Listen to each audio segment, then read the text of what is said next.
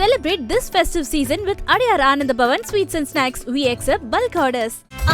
No compromise. உங்க சைடுலயும் எங்க சைடுலயும். GT Holidays, South India's #1 travel brand. அப்பவும் இப்பவும் எப்பவும் சென்னை அதிரடி கலெக்ஷன் சரவெடி செலிப்ரேஷன்.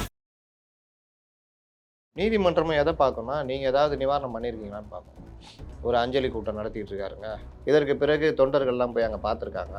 எல்லாம் பண்ணிக்கிட்டு இருக்கிறோம், நிவாரணம் அறிவிச்சிருக்கோம். இப்போ கூட நாங்கள் வந்து ஒரு பெரிய தொகையை டெபாசிட்டாக கட்ட தயாராக இருக்கோம். எங்களுக்கு முன்ஜாமீன் கொடுத்தோம்னா ஏதாவது கொடுப்பாங்க. முன்ஜாமீன் கொடுக்க வேண்டிய செக்ஷனாக இருந்தாலும் சமூகத்தில் பொதுமக்கள் மத்தியில் ஒரு கோப அலை இருந்ததுன்னா தரமாட்டாங்க. இந்த அடிப்படையில் தான் முன்ஜாமீன் ரத்து செய்யப்பட்டிருக்கு. சட்ட அறிவு இந்த மாதிரி விஷயங்கள்லாம் சினிமாக்காரங்களுக்கு இருக்காது. ஆனால் இவங்களுக்கு சுத்தமாக இல்லைன்றது ஒரு பிரச்சனை வந்தால் பிறகு கூட இவங்க நான் ரொம்ப சிம்பிளாக சொல்கிறேன், ஓடி ஒளிறீங்களா நீங்களாம் தலைமை பண்பு இருக்கான்னு விஜய் கேட்குறாங்க. விஜய் கூட ஓடி ஒளியில, நான் இங்கே தான் இருக்கேன் சிஎம் சார், நடவடிக்கை எடுங்க மேலே எடுங்க அப்படின்ட்டு தைரியமாக இருக்காரு, தனிமையில் இருக்காரு. ஆனால் இவரெல்லாம் ஓடி ஒளிறாரு. நீதிபதி இவருடைய எம்எல்ஏவுடைய பையன் அப்படி இப்படின்னு போட்டுக்கிட்டு நீதிபதியை விமர்சனம் பண்ணுறதெல்லாம் பண்ணுது. இந்த பசங்களுக்கு இதை ஸ்க்ரீன்ஷாட் எடுத்து பிடிச்சி கொடுத்தா அந்த பசங்க என்ன பண்ணுவானுங்க, ஐயோயோன்னு கதறுவானுங்க. இந்த ரீல்ஸ் போட்டு போலீஸ் பிடிச்ச உடனே நாங்கள் தெரியாமல் போட்டோம், இந்த வீரன்டா அப்படின்னு வாழை சுற்றிக்கிட்டு வந்து பாருடா துவம்சம் பண்ணுவோம் நான் மறுநாள் இப்படி நிற்பான், நான் தெரியாமல் போட்டு நான் ஒன்று கட்சியை கலைக்கிறேன், இல்லை நான் என்டிஏ கூட்டணிக்கு போகிறேன் அப்படின்னு விஜய் முடிவெடுத்தா நீங்கள் என்ன சொல்லுவீங்க? கட்சி இல்லாமல் போனால் உங்கள் லாபம் தானே. சரியா, அவர் பிஜேபி கூட சேர்ந்து ஒன்றும் இல்லாமல் போகிறாரு, உங்களுக்கு என்ன? நீங்கள் உங்கள் அரசியலை பண்ணுங்க. வணக்கம் சார். வணக்கம். கரூர் 41 பேர் மரணம் துயர சம்பவம். நேற்று உயர்நீதிமன்றத்தில் கிட்டத்தட்ட 10 வழக்குகள் விசாரணைக்கு வந்திருக்கு. இதில் முன்ஜாமீன் மனுக்களும் வந்திருக்கு. புஷியானந்த் அவர்களோடதும் சிடிஆர் நிர்மல்குமாரதும் தள்ளுபடி பண்ணியிருக்காங்க. அதை தாண்டி நேற்று நீதிபதி செந்தில்குமார் அவர்கள் நிறைய கேள்விகளை வந்து 2 தரப்பு மேலேயும் வச்சிருக்காரு. தமிழ்நாடு அரசு மேலேயும் வச்சிருக்காரு, இதை தாண்டி விஜய் மேலேயும் வச்சிருக்காரு. சில கருத்துக்கெல்லாம் தெரிவிச்சிருக்காரு. நீங்கள் வந்து அந்த கூட்டத்துக்கு ஏன் அனுமதி கொடுத்தீங்க, நீங்கள் நினச்சிருந்தா காவல்துறை நினச்சிருந்தா அதை நீங்கள் தடுத்துருக்கலாமேன்னு கேள்வி வச்சிருக்காரு. அதே போல் விஜய் அவர்கள், நீங்கள் வந்து உங்களுக்கு ஒரு தலைமை பண்பே கிடையாது, நீங்கள் வந்து அந்த சம்பவம் நடந்த பிறகு நீங்கள் உடனே வந்து அந்த இடத்துல யாருமே எல்லாமே ஓடி ஒளிஞ்சிட்டீங்க, என்ன மாதிரியான கட்சி இது அப்படின்னு சொல்லி ஒரு தெரிவிச்சிருக்காரு கருத்து. சொல்லுங்கள் சார், அடுத்த இதில் என்ன காவல்துறை தமிழ்நாடு சார்பாக என்ன நடவடிக்கை எடுக்க போகிறாங்க? அதாவது நேற்று வழக்கு விசாரணைக்கு கிட்டத்தட்ட 3 விதமான வழக்குகள் வந்தது. 2 மதுரை உயர்நீதிமன்ற கிளை, ஒன்று வந்து நீங்கள் வந்து சிபிஐ வழக்கு விசாரணை கேட்டு ஜிஎஸ் மணி, எம்எல் ரவி 2 பேர் இது பண்ணாங்க. அதில் நீதிபதி கேட்டது நீங்கள் யார் அப்படின்னு. என்ன சார் கோர்ட்டுலாம் போட்டுக்கிறேன், கருப்பு கோட்லாம் இப்போ வந்து என்ன யாருன்னு கேட்குறீங்களா சார், வழக்கறிஞர் சார். அதெல்லாம் இல்லை, நீங்கள் யார் இந்த வழக்கில்? சார் நான் ஒரு வழக்கறிஞராக பொதுநல வழக்கு, நீங்கள் பாதிக்கப்பட்டிருக்கீங்களா, இல்லை ஏதாவது அந்த கட்சி சம்மந்தப்பட்டிருக்கீங்களா? எதுவுமே கிடையாது. அப்புறம் என்ன, இந்த மாதிரிலாம் ஏற்க முடியாது, நீதிமன்றத்தை இந்த உங்களுடைய அரசியலுக்கெல்லாம் பயன்படுத்தாதீங்க அப்படின்ட்டு தள்ளுபடி பண்ணிட்டார். அடுத்து வந்து முன்ஜாமீன் வழக்கு. முன்ஜாமீன் வழக்கில் ராகவாச்சாரி அவர் வந்து தாவேகா தரப்பில் வாதாடினார், சிறப்பாக வாதாடினார். அவர் சொன்னதை இங்கே கூட திருச்சி போட்டாங்க. எப்படி போட்டாங்கன்னா, இந்த வழக்கில் நீங்கள் வந்து சென்னையில் இருக்கிற நிர்வாகிகளை இதில் சேர்த்துருக்கீங்க, அவங்கள வந்து நீங்கள் வழக்கு இதில் பண்ணுறீங்க. இப்போ கன்னியாகுமரியில் ஒரு இது நடந்தால் திமுக கூட்டத்தில் ஒரு இது மாதிரி நடந்துச்சுன்னா சென்னையில் இருக்க பொதுச் செயலாளரை நீங்கள் வழக்கில் சேர்ப்பீங்களா? அதுதான் ஏற்கனவே மாவட்ட செயலாளர்களை 2 பேரை அரெஸ்ட் பண்ணியிருக்கீங்க. அதுக்கப்புறமா இந்த மாதிரி ஆஃபீஸ் பேரரை சேர்க்குறது சரியான இது இல்லை அப்படின்னா அதை இப்படி வெளியில் வேறு மாதிரி திரிச்சிட்டாங்க. அதான் அவங்க தான் பண்ணாங்க கூட்டத்தை, நாங்கள் ஒன்றும் கிடையாது, அவங்கள தான் அரெஸ்ட் பண்ணிட்டீங்களா, நாங்கள் என்ன பண்ணுறோன்னு பேசினதா திருப்பினாங்க. இது ஒன்று. இன்னொன்று வந்து நோக்கம் கிடையாது, இன்டென்ஷன் கிடையாது. இந்த வழக்கே பார்த்திங்கன்னா அந்த பிரிவில் தான் போட்டிருக்கு. அதனால் இவர்கள் நோக்கமே அது இல்லாத போது இவர்களை பெரிய அளவு குற்றவாளியாக காமிப்பது, கைது நடவடிக்கைன்றதெல்லாம் வந்து எப்படி சரியாக இருக்கும் அப்படின்ற மாதிரி வாதாடினார். அதற்கு எதிர்த்தரப்பு வழக்கறிஞர்கள் நோக்கம் இல்லாதனால தான் நாங்கள் வந்து 304A போட்டிருக்கோம், இல்லாட்டி 302 போட்டிருப்போம், இந்த இதில் கொலை வழக்கு பதிவு பண்ணியிருப்போம், அதனால தான் இந்த வழக்கு போட்டிருக்கோம் அப்படின்ற மாதிரி பேசி இவங்களுக்கு வந்து ஜாமீன் கொடுக்கக்கூடாது, இந்த மாதிரி விவகாரம் வந்து கொஞ்சம் சீரியஸான இஷ்யூ அப்படின்னு. அப்போ நீதிமன்றத்தில் இவர்கள் தரப்பில் அவர்கள் சொன்னது, எதிர்த்தரப்பில் இவர்கள் எந்தவித வருத்தம் தெரிவிக்கலை, எந்தவித ஒரு உறுத்தலே இல்லாமல் பண்ணிக்கிட்டு இருக்கிறாங்கன்னு. நீதிமன்றமும் எதை பார்க்கணும்னா, நீங்கள் ஏதாவது நிவாரணம் பண்ணியிருக்கீங்களான்னு பார்க்கணும். ஒரு அஞ்சலி கூட்டம் நடத்திக்கிட்டு இருக்காருங்க, சாதாரணமாக அவர் போயிட்டு வந்துக்கிட்டு இருக்காரு. இதற்கு பிறகு தொண்டர்கள்லாம் போய் அங்கே பார்த்துருக்காங்க, எல்லாம் பண்ணிக்கிட்டு இருக்கிறோம், நிவாரணம் அறிவிச்சிருக்கோம். இப்போ கூட நாங்கள் வந்து ஒரு பெரிய தொகையை டெபாசிட்டாக கட்ட தயாராக இருக்கோம், எங்களுக்கு முன்ஜாமீன் கொடுத்தோம்னா ஏதாவது கொடுப்பாங்க. ஆனாலும் முன்ஜாமீனில் வந்து ஒரு பொதுவான விஷயம் என்ன வரும்னா, நீங்கள் முன்ஜாமீன் கொடுக்க வேண்டிய செக்ஷனாக இருந்தாலும் சமூகத்தில் பொதுமக்கள் மத்தியில் ஒரு கோப அலை இருந்ததுன்னா தரமாட்டாங்க. அந்த அடிப்படையில் தான் முன்ஜாமீன் ரத்து செய்யப்பட்டிருக்கு. அதனால் இவர் அந்த வழக்கு நேற்று அப்படி போச்சு. இங்கே வந்து கூட்டத்தை நெறிப்படுத்தணுன்ற அடிப்படையில் இங்கே சென்னை உயர்நீதிமன்றத்தில் வழக்கு போகுது. இதில் இன்னும் கூட மாரிதாஸ் பதிவு பண்ணியிருக்காரு. என்னென்னா, எதிர்த்தரப்பு இல்லை, வழக்கு போட்டது வேற ஒருத்தர், அரசு தரப்பு, அதில் விஜய் தரப்பில் யாருமே இல்லை. நீதிபதி கமெண்ட்ஸ் கொடுத்துட்டே இருக்காரு. அப்போ விஜய் தரப்பில் ஒரு கேவியட் ஏதாவது போட்டு நாங்களும் இந்த வழக்கில் எங்களையும் இணைச்சிக்கணுன்ற மாதிரி கேட்டு போயிருக்கலாம். இல்லாட்டி விஜய் தரப்பை பதில் சொல்லுங்கன்னு சொல்லிட்டு அவகாசம் கொடுத்துருக்கலாம். இங்கே அது எதுவுமே நடக்கலை. என்ன ஆயிடுச்சுன்னா, நீ வந்து ஓடி ஒளிஞ்ச, எந்த வித இதுவும் பண்ணல, இது எப்படி தலைவராக இருக்க முடியும், அந்த பஸ்ஸு இடித்தது வந்து ஹிட் அண்ட் ரன் கேஸ் போட்டு ஏன் சீஸ் பண்ணலன்னு சொல்லி கேட்டிருக்காரு. ஹிட் அண்ட் ரன்ல ஏன் சீஸ் பண்ணல, அது இல்லாமே சீஸ் பண்ணலாம் அந்த பஸ்ஸை. ஏன்னா அந்த பேருந்து வந்து அந்த கூட்டத்தில் வந்து அதுவும் ஒரு காரணமாக அமைஞ்சது, அந்த இட நெரிசல். அதை வச்சே பஸ்ஸை சீஸ் பண்ணலாம். சீஸ் பண்ணுறதுலாம் ஒரு மேட்டர் இல்லை. சீஸ் பண்ணால் அவங்க கோர்ட்டில் நோட்டீஸ் போட்டு அவங்க வண்டி எடுத்துகிட்டு போகிறாங்கன்னு வச்சுக்கோங்க. இவங்களுக்கு என்னென்னா, சீஸ் பண்ணால் அதில் இருக்கிற ஃபுட்டேஜ், மற்ற விஷயங்கள், முன்னாடி சைடில் பின்னாடிலாம் சிசிடிவி கேமரா இருக்குது. அப்போ எல்லா விஷயங்களுமே பதிவாயிருக்கும். கூட்ட நெரிசல்லேருந்து பல விஷயங்கள் அதெல்லாம் கேட்டிருக்காங்க. இந்த பஸ்ஸை சீஸ் பண்ணுறது மூலிமா அதெல்லாம் எடுக்கலாம். அதனால் ஏன் பண்ணல அப்படின்ற மாதிரி கேட்டிருக்காரு. விஜய் மேலே ஏன் எஃப்ஐஆர் போடலைன்னு கூட கேட்டிருக்காங்களே சார். விஜய் மேலே ஏன் நடவடிக்கை எடுக்கலன்னு கேட்டிருக்காரு.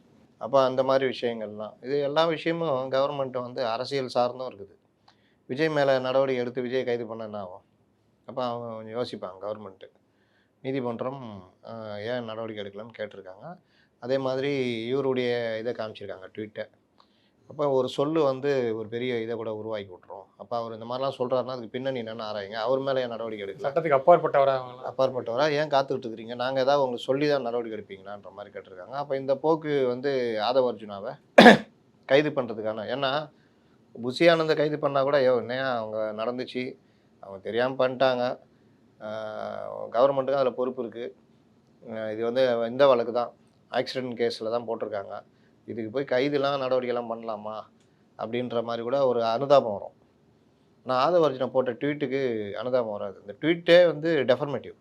அப்போ அவர் அரெஸ்ட் பண்ணலான்றது பிரச்சனை இல்லை. புரட்சி அடிக்கும் நேபாள், ஸ்ரீலங்காவில் மாதிரி இங்கேயும் வந்து புரட்சி அடிக்கும். அதுவும் நேற்று கூட மத்திய அரசு நேற்று சொல்லியிருக்காங்க, தமிழகத்து மாதிரி இந்தியாவில் இந்த மாதிரி விஷயங்கள் தூண்டி விடுறாங்க, வன்முறை தூண்டல் அதிகமாக இருக்குது, ரொம்ப கவனமாக இருக்கணும்னு.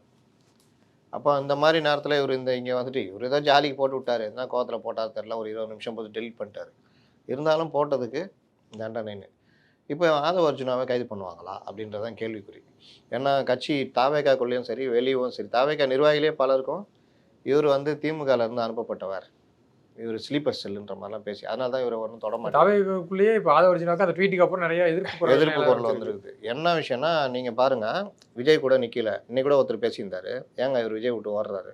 இந்த மாதிரி நேரத்தில் விஜய் சார் ஓடினாரு, அவர் மட்டுமா ஓடினாரு? இவரை பற்றி வரும்போது கேட்குறாங்க, மற்றவங்களாம் ஓடிட்டாங்க, இவர் வந்து முக்கியமான ஆள் இல்லை, விஜய்க்கு எல்லாமே இருக்காரு, இவர் ஏங்க விட்டுட்டு ஓடுறாரு? 41 பேர் உயிரிழந்திருக்காங்கன்னா இவர் ஒன்று ஹாஸ்பிட்டல் கூட போகல, ஆனால் டேராடூனுக்கு அந்த விளையாட்டு விழாவுக்கு போகிறாரு. அப்போ அதோட இவங்களுக்கெல்லாம் விளையாட்டு விழா அந்த மாதிரி விஷயம் தான் முக்கியமாக இருக்குது. விஜய் கூட அந்த நேரத்தில் இருக்கணுமா வேணாவா? அப்போ இவருக்கு இங்கே இருந்தால் ஏதாவது பிரச்சனை வரும், ஏதாவது கேள்வி கேட்பாங்க, ஏதாவது இது வரும், அதனால் நம்ம எஸ்கேப் ஆகுறாரு. இது எப்படி சரியாக இருக்கும்? 3வது, தேர்தல் பிரச்சாரக பொதுச் செயலாளர்ன்ற முறையில் இவர் மேலே தான் எஃப்ஐஆரை போடணும். மாவட்ட செயலாளர் A2 இவரை போடணும், பொதுச் செயலாளர் A3 போடணும். ஆனால் சம்மந்தம் இல்லாத துணை பொதுச் செயலாளர் சிடி நிர்மல்குமார் பேரை போட்டு வச்சுக்கிறாங்க. காவல்துறையே நீதிமன்றத்தில் நாங்கள் சொல்லியும் ஆதவ அர்ஜுனா கேட்கல, பஸ்ஸை உள்ளே கொடுன்னு சொன்னார்னா அவர் தான் குற்றவாளின்ற மாதிரி ஆகுது. ஆனால் அவர் மேலே எஃப்ஐஆர் போடலைன்னு பின்னாடி திமுக இருக்கா இந்த மாதிரி எல்லாருமே அந்த மாதிரி பேசிக்கிட்டு இருக்காங்க. இவர் டெல்லி போய் அமித்ஷாட்ட முயற்சி பண்ணியிருக்காரு, அவங்க இங்கே பேச்சுவார்த்தை நடத்திட்டு இருக்காங்க, எல்லாம் பண்ணுறாங்க. இவர் போய் இவர் தரப்பில் ஏதோ ட்ரை பண்ணியிருக்காரு, பர்மிஷன் கொடுக்கல. அவங்க எப்படி பார்க்குறாங்கன்னா, ஆழம் பார்க்குது திமுக அப்படின்னு. திமுகவுடைய ஒரு ஆளாக இவரை பார்க்கின்ற போக்குலாம் வந்து போய்கிட்டு இருக்குது. அந்த சந்தேகம் தாவேக்காக்குள்ளேயும் ஓடிக்கிட்டு இருக்குது. ஏன்னா இவரை கைது பண்ணல தெரியுதா, அப்போ கைது பண்ணலன்னா இதுதான் விஷயம் அப்படின்ற மாதிரிலாம் போகுது. இப்போ இந்த வழக்கில் நீதிமன்றமே சொல்லிடுச்சு, பார்ப்போம் கைது பண்ணுவார்களான்னு தெரியல. இதில் புஷி ஆனந்த் தரப்பில் வழக்கறிஞர் ராகவாச்சாரி நேற்று பேசுனதில் அவர்கள் என்ன பண்ணுவாங்க, சென்னையில் இருக்க ஆஃபீஸ் பேரர் மேலே எப்படி போடுவீங்க, ஏற்கனவே ஒரே வழக்கில் ஏற்பாடு செய்த மாவட்ட செயலாம் அரெஸ்ட் பண்ணியிருக்கீங்க, இவங்க மேலே எப்படி போடுவீங்க அப்படின்ற மாதிரிலாம் பேசியிருக்காங்க. ஆனால் தாவேக்காக்குள்ளே பேசும்பொழுது எல்லாருடைய கருத்து என்ன இருக்குன்னா, ஏங்க புஷியை தாங்க போடணும் முதல்ல, போடணுன்னா வழக்கு போடணும்னு. ஏன் சார் அவர் தாங்க எல்லாம் முடிவு எடுப்பார். இப்போ அந்த மாவட்ட மதியலன்னு கேட்டால அவருக்கு இன்ஸ்ட்ரக்ஷன் போயிருக்குது, புஷியானது மூலியமாக தான் போயிருக்கும். எதுவுமே நம்ம எடுக்க விட மாட்டார் சார். அவர் போய் இந்த லெட்டரை கொடுனா கொண்டு போய் கொடுக்கணும், அவ்வளோதான். மற்றபடி எல்லாம் நீங்கள் தான் ஊருக்கே தெரியுமேங்க, நம்ம பல மாதமாக இதை தானுங்க பேசியிருக்கோம். எந்த மாவட்ட செயலாளருக்காக தனிப்பட்ட முறையில் தான் இருக்கா? சேலம் பார்த்திபன் மட்டும் கூட சுற்றிட்டு இருப்பார். நீங்கள் பார்த்தீங்கன்னா ஒரு மாவட்ட செயலாளர் கூட ஒவ்வொரு மாவட்டத்தில் போகும்போது அந்த மாவட்ட செயலாளர்களை விஜய் கூட மேடை ஏற்றுற ஏற்பாடே கிடையாது. யாரையும் எந்த வித இதுவும் பண்ணாமல் தான் மட்டுமே எல்லாத்தையும் தீர்மானிக்கிற இதுவாக இருக்கார். இன்னொன்று, கூட்ட ஏற்பாடுகள்லேருந்து எல்லாத்தையும் பார்த்துக்கிறது புஷி ஆனந்த் தான், ஊருக்கே தெரியும். பஸ்ஸுக்கு முன்னாடி போகிறதுலேருந்து பர்மிஷன் கேட்குறே இவர் தான் போகிறாரு. அப்போ இந்த மாதிரி விஷயங்கள்லாம் இருக்கும்போது மாவட்ட செயலாளருக்கு எந்த பொறுப்பும் கிடையாது. அதனால் புஷி ஆனந்த் சேர்த்தது கரெக்டாக தான். அந்த வாதன்றது தப்பு. மற்ற கட்சிக்கு வேணால் இது பொருந்தும்.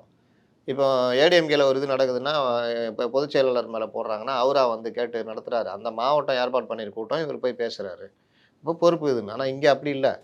எல்லாத்தையும் தானே இழுத்து போட்டுக்கிட்டு கொடிக்கம்பம் உழுதுனா கூட இவர் தான் போய் நிற்கிறாரு. கொடிக்கம்பம் உழுறது காரணமாகவும் இவர் தான் இருக்கார்.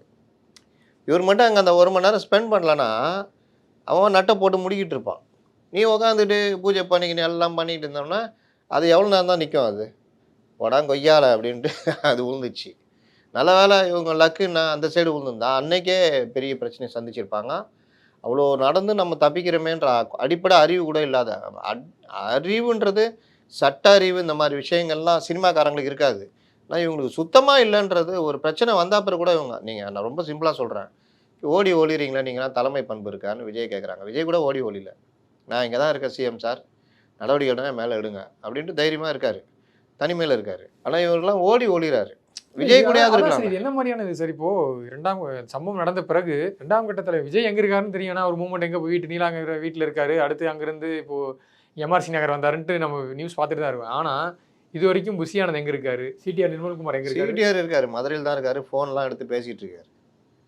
அதெல்லாம் அவர் பேசுறாரு. ஏன் புஷி ஆனந்த் மட்டும் ஏன் சார் இந்த அளவுக்கு? அதை தான் சொல்றேன். அது என்ன ஒரு தன்மைன்ற, பயந்து ஓடி ஒளியுறது, இதெல்லாம் என்ன தன்மை? நான் என்னுடைய கட்சி பணிகளை நான் வழக்கமாக பார்த்துக்கிட்டு தான் இருக்கிறேன். என்னெல்லாம் வந்து கைது பண்ணால் அதை பற்றி நான் கவலைப்படல. அரசியல்னு வந்துட்டால் இதெல்லாம் எதிர்பார்த்தா நாங்கள் வந்திருக்கோம். நாங்கள் எதையும் சந்திக்க தயார்னு போவோம். உடனே கொண்டு போய் மனோகரா படத்தில் வர மாதிரி கட்டையை உள்ளே விட்டு சங்கிலிலாம் போட்டு கட்டியாக வைக்க போகிறாங்க. இல்லை மற்றவங்களுக்கு போடுற மாதிரி 4-5 கேஸை மேலே புட்டப் கேஸை ஜெயிலுக்குள்ளே போனால் அப்புறம் போட்டு ஏற்றி குண்டர் சட்டத்தில் அடைக்க போகிறாங்க. நீங்கள் கைதாக போகிறீங்க, இந்த கேஸ் தான், வேறு என்ன கேஸ் இருக்குது, வெளியே வர போகிறீங்க. அதுக்கு இன்னும் அவ்வளோ பயம்? சரி, அப்படியே உங்களை என்ன பண்ணாலும் அது எல்லாமே அனுதாபமாக மாறும். குண்டர் சட்டத்திலே அடைச்சிட்டாங்க, குண்டாகிறாரு அதனால் குண்டர் சட்டம் அப்படின்ட்டாங்க வச்சுக்கிங்க. அப்போ கூட இவர் மேலே அனுதாபம் தானே வரும். இல்லை அதையும் இது ஏன் யோசிக்க மாட்டாங்கன்னு நான் கேட்குறேன் சார். பயம், அனுபவமின்மை. அனுபவம் இருந்தால் இது எல்லாத்தையும் ஜாலியாகவே பார்த்துட்டு எல்லாம் இப்படி போனால் 10 பேர் இப்படி வருது, இப்படி திரும்பினா 10 பேர் இப்படி திரும்புறது, அப்படின்னா 10 பேர் சேரை தூக்கிடுவோம், இப்படின்னா 10 பேர் சேரை கொண்டு அங்கே வைப்பான். இப்படியே பழகப்பட்டுட்டுனா அவர் எந்திரிச்சுன்னா எல்லாம் எந்திரிச்சு நிற்கிறோம், வந்தவொடனே அவர் காலில் விடணும். இப்படியே வாழ்ந்துட்டா இது எல்லாமே இப்படி தான் நடக்கும்னு நினச்சிக்கிட்டாரு அவர். சார் இப்போ அவர் மட்டும் இல்லை, இப்போ நாமக்கல் மாவட்ட செயலாளர் அவர் இந்த நேற்று முன்ஜாமீன் ஒன்று தள்ளுபடி பண்ணோடனே அவரும் இப்போ அப்ஸ்காண்ட் ஆகிட்ட செய்தி வருது. அவராவது ஒரு மாவட்ட செயலாளருங்க, அவங்க உச்சநீதிமன்றத்தில் ஏதாவது போட்டுக்கிட்டு வாங்குவாங்கன்னு வச்சிங்களேன், கட்சி ஏதாவது பண்ணோம். நீங்கள் ஏங்க பண்ணுறீங்கன்னு கேட்குறேன். நடுவில் ஒரு செய்திலாம் வருதே சார், அதெல்லாம் உண்மையான? இப்போ அதையும் ஏன் இப்படிலாம் செய்தி போட்டுட்டீங்க? இல்லை விஜய் வந்து அது இல்லை சார், விஜய் வந்து டைரெக்டாக வந்து மாவட்ட செயலாளர்கள்லாம் கால் பண்ணிட்டு இருக்காரு. கால் பண்ணி கரூர் போகிறதுக்கான வேலைகளை பாருங்க. ஒருத்தர் போட்டிருக்காரு ஒரு செய்தி, ஒரு கோப்பு, ஒரு பழைய விஷுவல் போடுறீங்கன்னா ஃபைல் ஷாட்னு போடணும், சில இது போடுறீங்கன்னா தகவல்னு போடணும், நீங்கள் வாட்டில் எனக்கு என்னன்னு போடுறீங்க அப்படின்ற மாதிரி சொல்கிறாங்க. அப்போ இந்த மாதிரி விவகாரம்லாம் பார்த்தீங்கன்னா எனக்கு என்னென்னு ஊடகங்கள் நடந்துகிட்டு இருக்குது. அவங்க கிளப்பி விட்றது தான், விஜய் போகிறார், விஜய் பண்ணுறாருன்னு. விஜய்லாம் இப்போ அசைகிற மாதிரியே இல்லை. அப்படி அசைகிற மாதிரி இருந்தால் அவர் மாவட்ட செயலர் கூட்டத்தையே நடத்தலாமே, எதுக்கு பேசணும்? எல்லாம் பண்ணிடுறோம். எம்ஆர்சி நகர்லாம் வந்தார்ல சார் வீட்டுக்கு, அப்போ வந்து நிர்வாகிகள்லாம் கூப்பிட்டு பேசினாரு. அப்படியே அது வேற பேச்சுவார்த்தை. அதை தான் நான் திரும்ப சொல்லிட்டு இருக்கேன். எம்ஆர்சி நகரில் நடந்தது என்டிஏக்கான பேச்சுவார்த்தை, அது தனியாக நடக்குது. ப்ளஸ்ஸு இந்த 4 பேர் நிர்வாகிகள், யார் 6 நிர்வாகிகள் பாருங்கள், விஷ்ணு ரெட்டி, ஜெகதீஷ், ஆதவர்ஜுனா இருந்தார் கிளம்பிட்டார், ஜான், இவங்களாம் நிர்வாகிகளா? இந்த ஜானை தோற்றி விட்டாலும் பாதி பிரச்சனை தீர்ந்துடும். பாதியிலே கணக்கு முடிச்சு 9 கோடி கொடுத்துக்கிறேன், 6 கோடி ஆயிருக்கும், 3 கோடி திருப்பி கொடுன்னு வாங்கிட்டு அனுப்பிச்சி விட்டுடலாம், பாதி நிம்மதியாகிடும். என்டிஏக்கெலாம் அவர் தான் ஆலோசனை கொடுத்துட்டு இருக்காரு சார் கூட்டணிக்கு. யாரு? ஜான். யாரு? ஜானா? என்னங்க நீங்கள் என்ன கேள்வி கிண்டல் ஏதாவது பண்ணுறீங்களா? என்டிஏக்கு ஜான் ஆலோசனை. இல்ல சார், என்டிஏ கூட்டணிக்கு விஜய்க்கு ஜான் ஆரோக்கிய விஜய் முடிவெடுக்கிறாருங்க. விஜய் இது இந்த செல்ஃபா டைம்ல போய் நம்ம ஏதாவது கொடுத்தோம்னா அடி உலன்னு தெரியும் ஜானுக்கு. அதனால நீங்க என்ன முடிவு எடுக்கிறீங்களோ எடுத்துக்கன்ற மாதிரி. இப்போவும் தப்பா முடிவு எடுத்தாருன்னா அவர் கண்டமாயிடுவாருன்னு தெரியும் அவருக்கு. அதனால அவருக்கு தெரியும், ஆனால் கம்முன்னு இருக்காரு, ஒன்றும் பண்ணல. அதனால விஜய் தான் முடிவெடுத்து பேசிட்டு இருக்காரு. டைரக்ட் விஜய். இந்த இதுக்கு தான் எல்லாம் எதிர்பார்த்துருந்தாங்க. ஏன்னா இவங்களை அணுகவே முடியாது. ஜானு ஒரு பக்கம், புஷி ஒரு பக்கம், அவர் ஒரு பக்கம், அந்த இப்போ டேரக்டர் உள்ளகிறார். இவங்க எல்லாம் ஒரு தடைக்கல்லாவே இருந்தாங்க. ஒரு அரசியல் நிலைப்பாட்டு மூவுக்கு ஒரு இது இல்லாமல் இருந்தது. இப்போ பாருங்கள், எல்லாம் நகர்ந்தோன்னே டைரெக்டாக மூவ் ஆகுது, விஜய்கிட்ட பேசுகிறாங்க, எல்லாம் பண்ணுறாங்க. நீங்கள் முக்கியமாக கேட்டது சிபிஐ சொல்லி கேட்டாங்க. இப்போ அதை டிஸ்மிஸ் பண்ணிட்டாங்க. இப்போ எஸ்ஐடி போட்டிருக்காங்க. வடக்கு மண்டல ஐஜி எஸ்ஆர் கார்க் தலைமையில் 2 எஸ்பி ஏடிஎஸ்பிலாம் போட்டு டீம் ஃபார்ம் பண்ணியிருக்காங்க. இப்போ இவங்க கேட்டது சிபிஐ விசாரணை தான், அது கிடைக்கல. இப்போ எஸ்ஐடி போட்டிருக்காங்க. சொல்லுங்கள் சார், இதுக்கப்புறம் இந்த வழக்கு வேகமாக என்டிஏ கூட பேசி உச்சநீதிமன்றத்தில் போட்டு கிடச்சிதுன்னா அதுக்காக என்டிஏ கூட்டணி பேச்சுவார்த்தையா சார்? அதுக்காக இல்லை, கூட்டணிக்காக பேச்சுவார்த்தை தனியாக போகுது. அவங்க அதை சமூகம் நடந்த பிறகு தானே இந்த மாதிரி விஜய் வந்து கொள்கை எதிரிலாம் சொல்லிட்டு இருந்தாரு சார். யார் கொள்கை எதிரி? 98 ஜெயலலிதா போனப்போ அவ்வளோ திட்டினாங்க. 99 இவங்க தான் ஆளாக கை கொடுத்து போனாங்க. 2002 கோத்ரா கலவரம் ஒரு உலகத்துக்கே தெரியும். வாஜ்பாயே சொன்னார், எந்த முகத்தை வச்சுட்டு நான் வெளிநாடு போவேன் அப்படின்னு. அந்த அளவுக்கு பெரும் கலவரம், அது கொடூரமான நிகழ்வு நடந்தது. இவங்க என்ன பண்ணாங்க? இன்றைக்கி துள்ளுறார திருமாவளவன், ஐயோயோ அது தோல்வி பாதை, வேறு ஏதோ ஒன்று சொன்னார், மோசமான பாதையில் போகிறாங்க அப்படி இப்படின்னு. 2002 திருமாவளவன் என்டிஏ கூட்டணியில் தானே இருந்தார். அன்றைக்கி வாய் திறந்தாரா? இதே கோத்ரா கலவரம் பற்றி வாய் திறந்தாரா? அன்னைக்கெல்லாம் ஆரியர்கள், ஆர்எஸ்எஸ், சங் பரிவாரம்லாம் கண்ணுக்கு தெரியலையா திருமாவளவனுக்கு? இல்லை இவங்களுக்கு டிஎம்கேக்கு தெரியலையா? இல்லை இப்போ கூட ராஜ்நாத் சிங்கை கூப்பிட்டு வந்து கூட்டம் நடத்துகிறாங்களா? அன்னைக்கெல்லாம் ஆர்எஸ்எஸ் தலைவராக, சங் பரிவாராக தெரியலையா? இவர்கள் உடைத்தால் மண்குடம், மற்றவர்கள் உடைத்தால் பொன்குடம். அவங்க என்ன நிலைப்பாடுன்னு எடுத்துகிட்டு போட்டாங்க. அழிவு பாதைக்கு நோக்கி செல்கிறாங்க. நீங்கள் சொன்னீங்களே சார், கடந்த காலங்களில் விஜய் ஒரு சில டிமாண்ட்லாம் வச்சார், அதுக்கு வந்து ஒத்து போகாதனால தான் அந்த ஏடிஎம்கே கூட கூட்டணியை வந்து அமையல அப்போன்னு சொன்னீங்க. இப்போ கூட்டணிக்கு போனாங்க. அந்த காலத்தில் இந்த லகட பாண்டிகள் பண்ண வேலை, இந்த ஜானு எல்லாம் போயிட்டு 117 இடம் 2.5 வருஷம் மொதல் 2.5 வருஷம் விஜய் சிஎம் இப்படிலாம் பேசுனா போயிட்டு வரா சார் அனுப்பிச்சி விட்டாங்க ஏடிஎம்கேல. நீங்கள் ஒரு தகுதி இருக்கணும்ல, நீங்கள் பேச்சுவார்த்தை நடத்துறதுக்கும். இப்போ அவங்க தலைமை வர்றாங்க வச்சுக்கோங்க, ஒரு ரெப்ரசன்டேட்டிவ் வரா, இப்போ வேலுமணி வராரு, தங்கமணி வராருன்னா, சிவி சண்முகம் வராருன்னா ஒரு தகுதி இருக்கும். இங்கே யார் உட்காந்து பேசுகிறான்னா புஷி பேச மாட்டார். ஜானு வந்து ஒரு வேலைக்காரன், ஸ்ட்ராட்டஜிஸ்ட்டு, ஒரு அப்பாயின்மெண்ட் பண்ணப்பட்ட ஒரு ஒர்க்கர், அவ்வளோதான். அவர் வேலை ஸ்ட்ராட்டஜி பார்க்குறது தான். அவர் போய் கட்சியுடைய தலைவர் மாதிரி பேசினா விஜய் யாருமே பார்க்க முடியாது. இப்படி இருந்ததுனால தான் அதிமுக தாவேகா உறவுன்றது அமையாமையே போச்சு. இல்லை நடுவில் ஆதவ் இவர் பூந்துட்டு இவர் தனியாக தீர்மானிச்சிருந்தார். இப்போ வந்து விஜய் டைரெக்டாகவே பேசுகிறார். இரண்டாம் கட்ட தலைவர்களே கிடையாது, யாரும் கிடையவே கிடையாது. அவங்களுக்கு தெரியும். எப்படி போனது இல்லை சார் விஜய். இதே அவர் அந்த பட்டினப்பாக்கம் வந்த பொழுது அவர்கள்ட்ட பேசிட்டு தான் பேசினார். இந்த மாபெரும் தலைவர்கள் விஷ்ணு ரெட்டி, ஜெகதீஷ், இந்த ஆதவ் அர்ஜுனா, இப்போதைக்கு வந்து இரண்டாம் கட்ட தலைவர்களா சார் தாவேகால? யார் இப்போ பேர்லாம் சொன்னீங்களே, அவங்கள்ட்டலாம் பேசிட்டு தான் அப்புறம் பேசினாருன்ற. அதனால் அவங்க பேச்செல்லாம் விஜய் முடிவெடுத்தா விஜய் தாங்க முடிவெடுக்கிறது. விஜய் என்ன முதலமைச்சர் ஆகுது என்ன பண்ணுறேன்னா கொண்டு போய் ஜெயிலில் தள்ளுறதுக்கு வேலையை பண்ணிட்டு போயிட்டானுங்க. அதானே கதை. அவர் என்ன சொன்னார், பொறுப்பு என்ன சொல்லி என்ன முதலமைச்சர் ஆகணும், தலைவரை முடிச்சு விட்டுறேன் தலைவரன்ட்டு இப்போ முடிச்சு விட்டாங்க. இப்போ அந்த பஸ் எங்கே போய் நிற்கிது? ஜெயில் வாசலில் போய் நிற்கிது. பஸ்ஸையே கொண்டு போய் இப்போ ஸ்டேஷனில் நிறுத்த போகிறாங்க. இந்த விஜய் மேலே நடவடிக்கை எடுப்பீங்களான்னு கேட்டுருக்காங்களா சார்? இப்போ அதுக்காக இப்போ எஸ்ஐடி இப்போ அந்த மாதிரியான வேலைகள்லாம் பண்ணுவாங்களா, இல்லை கைது நடவடிக்கைலாம் இருக்குமா? விஜயெல்லாம் கைது பண்ணுவாங்களாங்க? அரசியல்னு ஒன்று இருக்குல்ல, கைது பண்ணால் என்ன ஆகும்? இப்போ நீ இவ்வளோ திட்ட திண்டுக்கல்லுன்ற மாதிரி நீ திட்ட தான் விஜய்க்கு இன்னும் பொதுமக்கள் மத்தியில் இல்லை சார். இது திமுகலேருந்து இப்போ செந்தில் பாலாஜி ஒரு கூட்ட ப்ரெஸ் மீட் வச்சார். அதே மாதிரி இப்போ செக்ரட்டரிஸ் அமுதா ஐஏஎஸ் அவங்க வந்து ஒரு ப்ரெஸ் மீட் கண்டக்ட் பண்ணாங்க. அதுக்கு எடப்பாடி பழனிசாமி அவர்கள் எதிர்ப்பெல்லாம் தெரிவிச்சிருந்தாரு. சரி, ஓகே, கவர்மெண்ட் சைட்லேருந்து குற்றச்சாட்டு வைக்கிறாங்கன்னா நீங்கள் யார் முடிவு பண்ணுறதுக்கு? கமிஷன் போட்டிருக்கீங்க, ரிப்போர்ட் வரும்னு சொன்னீங்க. இப்போ நீங்கள் வந்து நீங்களே தீர்ப்பு இதில் நீங்கள் வந்து குற்றச்சாட்டு வைக்கிறீங்கன்னு சொன்னீங்களே. இப்போ நேற்று நீதிமன்றமே நிறைய கேள்விகளை வச்சப்போ இப்போ சொல்லுங்கள், இப்போ வந்து நீங்கள் வந்து டிஎம்கே கவர்மெண்ட்டோ இல்லை கவர்மெண்ட் சொல்லும் போது நீங்கள் யாருன்னு சொல்லி கேட்டிங்களா? இப்போ ஜட்ஜே கேட்டிருக்காருல்ல, இப்போ பதில் சொல்லுங்கள். இப்போ நீங்கள் ஓடி யார் கேட்குறா? இப்படி யார் கேட்குறா? இப்போ சார் இப்போ மக்கள் சோஷியல் மீடியாவில் இப்போ சோஷியல் மீடியாவில் கேட்குறதெல்லாம் அந்த செந்தில் கூட சொல்கிறாரு, அறிவார்ந்த சமூகத்தில் இப்படிலாம் பண்ணக்கூடாதுன்னு. அதெல்லாம் சோஷியல் மீடியா யார் கேட்குறா? கேட்குறவங்களுடைய தகுதி நான் கேட்குறேன். அந்த நாலேஜ் இருக்கணும்ல. நாலேஜோடு கேட்டிங்கன்னா பதில் சொல்லலாம். நான் இதே இப்போ நான் யார் இப்போ நீங்கள் கேட்குறேன்னு வச்சு நான் பதில் சொல்கிறேன். ஒரு ஆணையம் போடுறீங்க, அந்த ஆணையம் என்ன நியாயம், யார் சைடு தவறு நடந்திருக்கு, யார் சைடு தவறு இல்லை, யார் பக்கம் நியாயம் இருக்குது, எங்கே அநியாயம் நடந்திருக்குன்னு விசாரிக்க போகுது.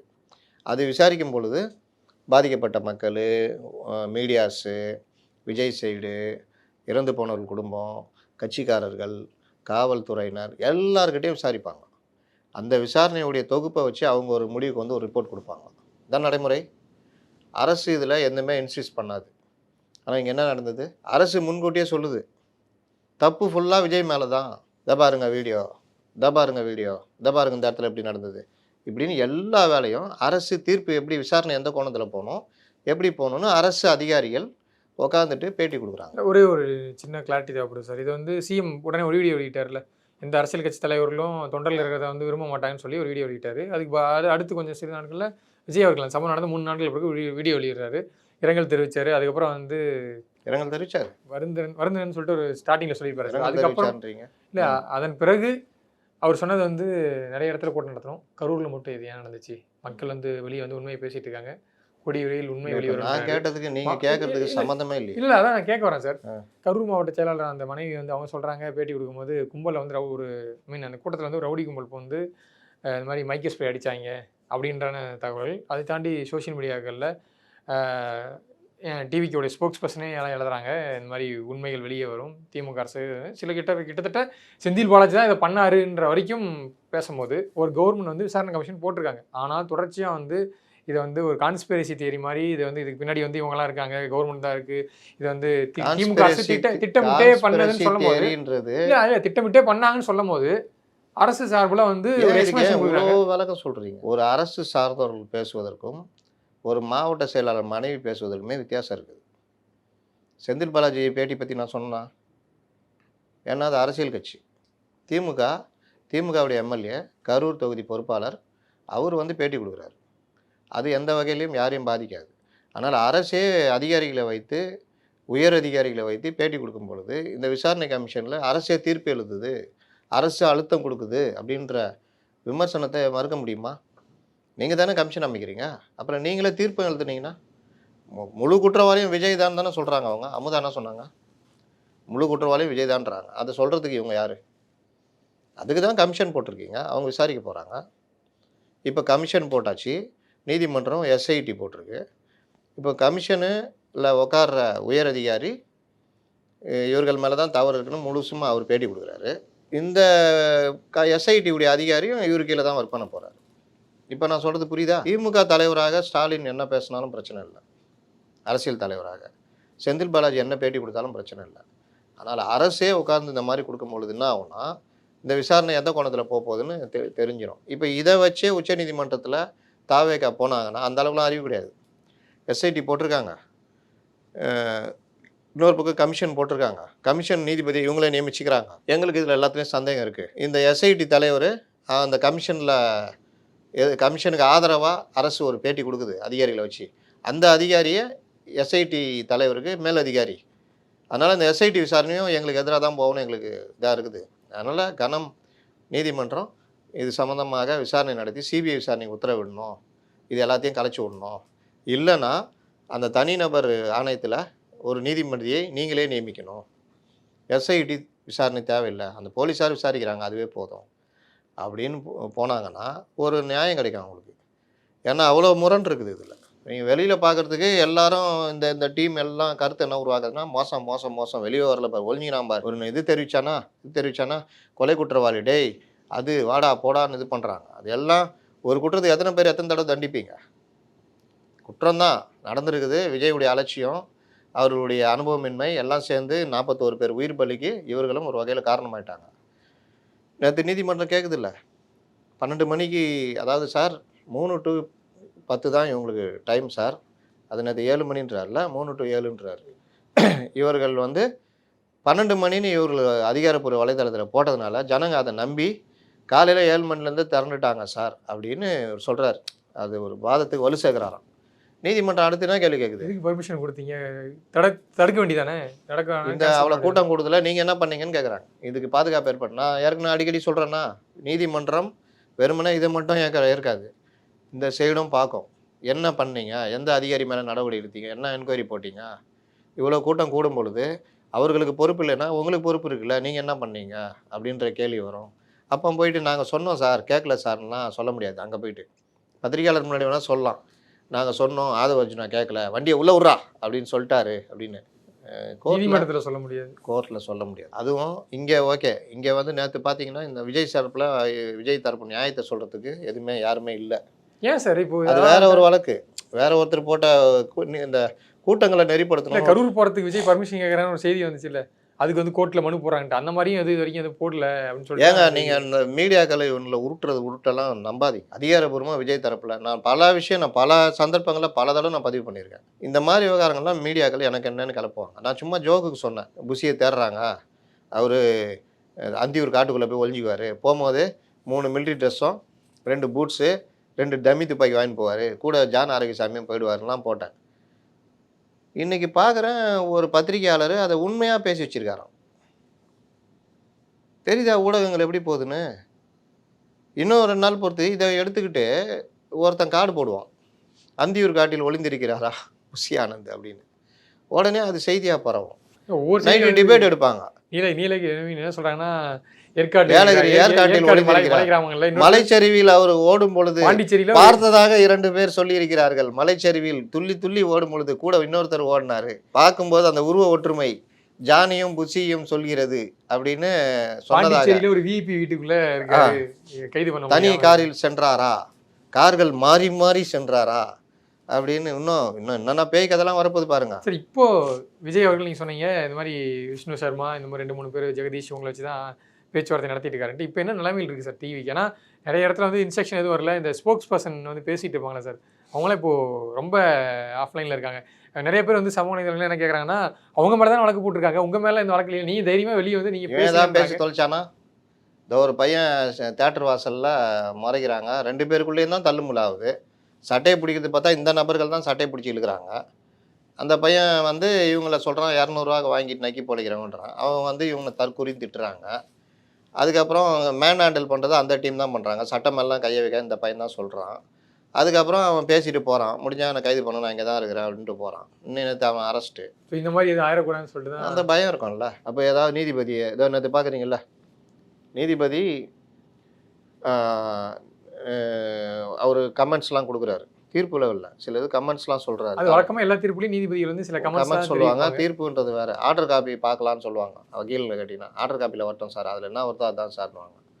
அப்போ நீங்கள் பார்த்தீங்கன்னா சொன்னதெல்லாம் எடுத்துக்கிட்டு சிஎம் அவரு நீதிபதி இவருடைய எம்எல்ஏவுடைய பையன் அப்படி இப்படின்னு போட்டுக்கிட்டு நீதிபதியே விமர்சனம் பண்ணுறதெல்லாம் பண்ணுது. இந்த பசங்களுக்கு இதை ஸ்க்ரீன்ஷாட் எடுத்து பிடிச்சி கொடுத்தா அந்த பசங்க என்ன பண்ணுவானுங்க, ஐயோயோன்னு கதறுவானுங்க. இந்த ரீல்ஸ் போட்டு போலீஸ் பிடிச்சோன்னே நாங்கள் தெரியாமல் போட்டோம், இந்த வீரன்டா அப்படின்னு வாழை சுற்றிக்கிட்டு வந்து பாருடா துவம்சம் பண்ணுவோம் நான் மறுநாள் இப்படி நிற்பான், நான் தெரியாமல் போட்டு விட்டேன்.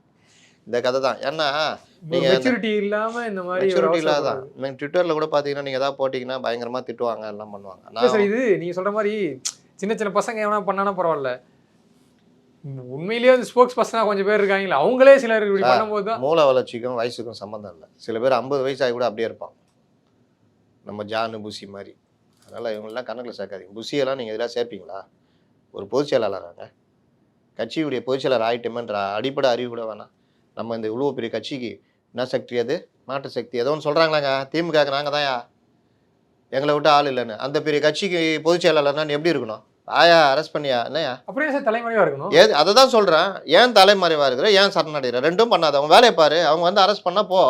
நான் இந்த இடத்துல உதாரணம் சொல்லட்டுமா, கலைஞர் தலைவர்கள் எப்படி இருந்திருக்காங்கன்னு சொல்கிறேன். மிசா டைமில் எல்லாரும் அரெஸ்ட்டு, பத்திரிக்கை வெளியிட முடியல, அரசுக்கு எதிராக பேசுகிறவங்களுக்குலாம் பெரிய பிரச்சனை. முறை சொல்லி கூட எல்லா பத்திரிக்கை எப்படி தெரியுமா வரும், பத்திரிக்கையுடைய ஃபஸ்ட் காப்பி கொண்டு போய் கொடுப்பாங்க, அதிகாரிகள் அங்கே உக்காந்துருப்பாங்க, ஒவ்வொரு ப்ரெஸ்லையும் கருப்பு பெயிண்ட் அடிச்சிடுவான், இந்த செய்திலாம் போடக்கூடாதுன்னு. அதெல்லாம் அப்படியே போட்டு அந்த செய்தியெல்லாம் நீக்கிட்டு தான் இப்போ இதாக வரும். அந்த மாதிரி முரசொலிக்கும் இந்த வேலையெல்லாம் பண்ணாங்க. கலைஞர் பார்த்தாரு. அடித்து கருப்பு பெயிண்ட்லாம் போட்டு அடித்து சிம்பாலிக்காக இது பண்ணி இவங்களுடைய இதை போட்டு பிரசுரமாக அடித்து மவுண்ட் ரோட்டில் நடக்க ஆரம்பிச்சிட்டாருங்க. இங்கேருந்து அண்ணா சிலை நோக்கி அவரே கொடுத்துட்டு நடக்கிறாரு. யாராவது தாக்கலாம், கல்லடிப்படலாம், இல்லாட்டி அரெஸ்ட் ஆகலாம், எதை பற்றியும் கவலைப்படல. பெரிய பிரச்சனையாச்சு அப்போ அது அவருடைய வீரத்துக்கு சான்று. என்ன கேட்டால் கலைஞரை அடித்து தூக்கி காவாலை போட்டு போன சந்தர்ப்பம்லாம் நடந்திருக்கு. காமராஜரையும் அதே மாதிரி தாக்குன சந்தர்ப்பம்லாம் நடந்திருக்கு. ஜெயலலிதா அரெஸ்ட் பண்ண போகிறாங்க தெரியும், ஓடி ஒழிஞ்சிட்டு சுப்ரீம் கோர்ட்டில் போய் முன்ஜாமீன் வாங்க தெரியாதா? அவங்க நாட்டில் வீட்டில் இருந்தாங்க, வந்துச்சு வண்டி, ஏன்னா டீ சாப்பிடுங்க நான் வந்துடுவான்னு சொல்லிட்டு ஒரு பூஜை பண்ணிட்டு ரெடி ஆகிட்டு வந்து வண்டியில் ஏறி நேராக ரிமாண்டு 28 நாள் இருந்தாங்க. இதெல்லாம் தைரியம் தலைவர்களுக்கு. அசிங்கம். நீங்கள் இந்த மாதிரி ஓடி ஒளியிறது நீங்கள் எந்த காலத்துலேயும் அந்த இதை கரையை துடைக்கவே முடியாது.